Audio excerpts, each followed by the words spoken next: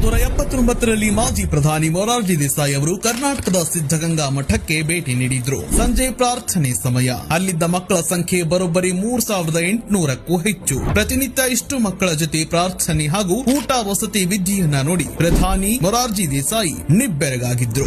ನನ್ನ ಜೀವನದಲ್ಲಿ ಇಷ್ಟು ಮಕ್ಕಳು, ಉಚಿತ ವಿದ್ಯೆ, ಆಶ್ರಯ ಮತ್ತು ಊಟದ ವ್ಯವಸ್ಥೆ ಜಗತ್ತಲ್ಲಿ ಎಲ್ಲೂ ನೋಡಿಲ್ಲ ಅಂತ ಹೇಳಿದ್ರು. ಅಷ್ಟಕ್ಕೂ ಇಷ್ಟು ಮಕ್ಕಳ ನಮ್ಮ ಸಿದ್ಧಗಂಗಾ ಮಠ ಮೊದಲು ಶುರುವಾಗಿದ್ದು ಕೇವಲ 60 ವಿದ್ಯಾರ್ಥಿಗಳಿಂದ. ಅದನ್ನ ಶುರು ಮಾಡಿದ್ದು ನಮ್ಮ ನಡೆದಾಡುವ ದೇವರು ಶ್ರೀ ಶಿವಕುಮಾರ ಸ್ವಾಮೀಜಿಗಳು. ಇದು ರಾಜ್ಯೋತ್ಸವದ 100 ದಿನ 100 ಜನ ಕನ್ನಡಿಗರು ಸಿರೀಸ್ ನ ದಿನ 94. ಇವರು ಶ್ರೀ ಶಿವಕುಮಾರ ಸ್ವಾಮೀಜಿಗಳು. ಕನ್ನಡಿಗರು ಇವರಿಂದ ನಡೆದಾಡುವ ದೇವರು, ಜಗದ ಸಂತ ಎಂದೆಲ್ಲ ಕರೆಯುತ್ತಾರೆ. ತಾವು ಬದುಕಿದ್ದ 111 ವರ್ಷಗಳಲ್ಲಿ ಲಕ್ಷಾಂತರ ಮಕ್ಕಳಿಗೆ ಅನ್ನ, ಆಶ್ರಯ ಹಾಗೂ ವಿದ್ಯೆಯನ್ನ ಉಚಿತವಾಗಿ ನೀಡಿ ಬೆಳೆಸಿದ್ದಾರೆ. ಈ ಮೂಲಕ ದೇಶ ವಿದೇಶಗಳಲ್ಲಿ ನಮ್ಮ ಸಿದ್ಧಗಂಗೆ ಮಠದ ಮಕ್ಕಳು ಸಾಧನೆ ಮಾಡಿ ಸೇವೆ ಮಾಡುತ್ತಿದ್ದಾರೆ. ಸನ್ಯಾಸಿಯಾಗಿ 88 ವರ್ಷ ಜೀವನ, ಮಠಾಧೀಶರಾಗಿ 77 ವರ್ಷ ಸೇವೆ ಸಲ್ಲಿಸಿರುವ ನಮ್ಮ ಶ್ರೀಗಳ ಈ ಸಾಧನೆಗೆ ಕರ್ನಾಟಕ ಸರ್ಕಾರದಿಂದ ಕರ್ನಾಟಕ ರತ್ನ ನೀಡುವ ಮೂಲಕ ಗೌರವಿಸಲಾಗಿದೆ. ಭಾರತ ಸರ್ಕಾರದ ಪದ್ಮಭೂಷಣ ಕೂಡ ಇವರಿಗೆ ಸಂದಿದೆ. ಬದುಕಿರುವ ಪ್ರತಿ ದಿನವೂ ನಾಡಿಗಾಗಿ, ಜನರ ಶಿಕ್ಷಣಕ್ಕಾಗಿ ಯಾವುದೇ ಫಲಾಪೇಕ್ಷೆ ಇಲ್ಲದೆ ಬಸವಣ್ಣನ ಮಾರ್ಗದಲ್ಲೇ ನಡೆದ ನಮ್ಮ ನಡೆದಾಡುವ ಸಂತ,